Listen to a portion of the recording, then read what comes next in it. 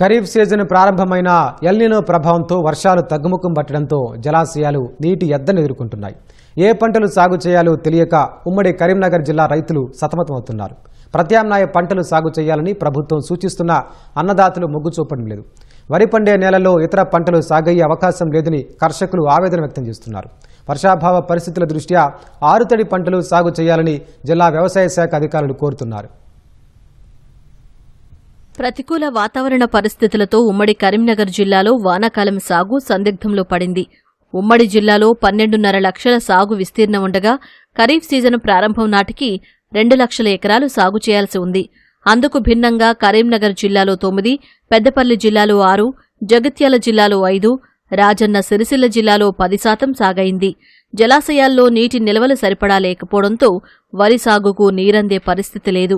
బావులు, బోరుబావుల్లో నీరు అంతంత మాత్రమే ఉండడంతో పంటలు వెయ్యాలా వద్దా అని అన్నదాతలు సందిగ్ధంలో ఉన్నారు. ఎప్పటికే వరి నార్లు పోసి పత్తి విత్తనాలు నాటినా వర్షాలు లేక ఎండిపోయే పరిస్థితి ఏర్పడింది.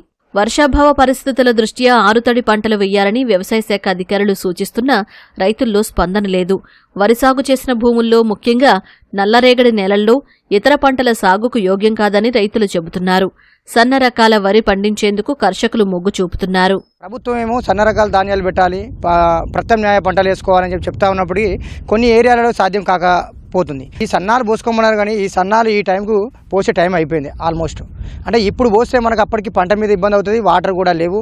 ఒకవేళ వర్షాలు ఎక్కువ అవుతాయి ఇట్లా ఈ వేరే పంట ప్రత్యామ్నాయ పంటలకు అనుకూలంగా ఉండదండి. ఈ వరి బదులుగా పప్పు ధాన్యాలు ఇతర పంటలకు మల్లాలని తెలుపుతున్నారు. అయితే ఇప్పుడు ఈ సన్న రకాలు పెడుతున్నారు, వాళ్ళు గవర్నమెంట్ వాళ్ళు 500 ఎక్స్ట్రా ఇస్తామంటారు. ఇప్పుడు వీళ్ళు ఏదైతే సన్నధాన్యం పెడితేనే బాగుంటుంది రైతులు కూడా. ప్రభుత్వం చెప్పింది సన్నపడ్లు వాళ్ళ బోనస్ డబ్బులు కూడా మాకేం సరిపోవు అవి.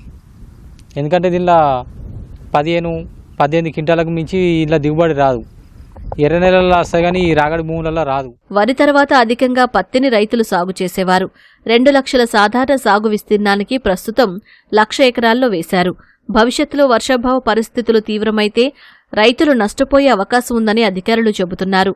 స్వల్పకాలిక ఆరుతడి పంటలపై రైతు వేదికల ద్వారా అన్నదాతలకు అవగాహన కల్పిస్తున్నామని అధికారులు వివరించారు. వరి కాకుండా ఇతర ఆరుతడి పంటలు కానీ వాణిజ్య పంటలు ఏదైతే మార్కెట్లో డిమాండ్ ఉన్న పంటలు వేసుకోవాలని రైతులకి సూచించడం జరుగుతుంది. సో ఇక్కడ ఉన్న రైతులను కూడా మేము కూరగాయల వైపు చాలా ప్రోత్సహిస్తున్నాము. సబ్సిడీలు కూడా వీళ్ళకి అందుబాటులో వచ్చేటట్టు చేస్తున్నాము. కొత్తపల్లి క్లస్టర్ లో 3000 ఎకరాల్లో సాగు భూమి ఉంది. అందులో 2600 ఎకరాల వరకు మనకు పంట వేస్తారు. అందులో మేజర్ గా మనకు వరి పంట అనేది పండుతుంది. మనకు పత్తి అనేది 900 ఎకరాల్లో ఉంటుంది.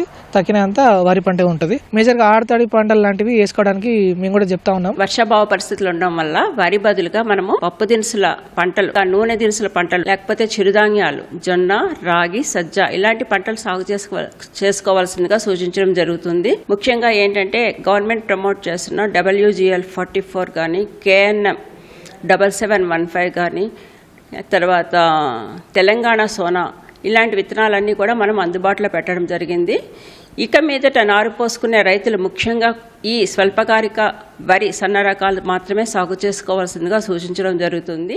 ప్రభుత్వం సూచించినట్లుగా ఆరుతడి పంటల వైపు రైతులు మొగ్గు చూపితేనే ఎల్నినో ప్రభావం, నష్టాల నుంచి బయటపడే అవకాశం ఉందని నిపుణులు సూచిస్తున్నారు.